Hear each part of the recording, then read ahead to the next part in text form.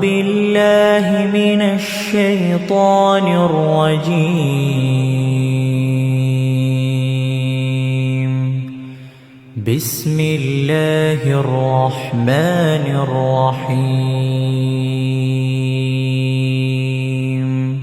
للرجال نصيب مما ترك الوالدان والأقربون، وللنساء نصيب مما ترك الوالدان والأقربون مما قل منه أو كثر نصيبا مفروضا. وإذا حضر القسمة أولو القربى واليتامى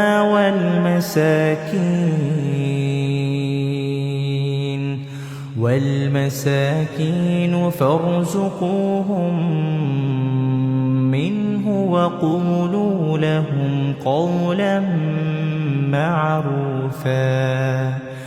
وليخشى الذين لو تركوا من خلفهم ذرية ضعافا خافوا عليهم فليتقوا الله وليقولوا قولا سديدا.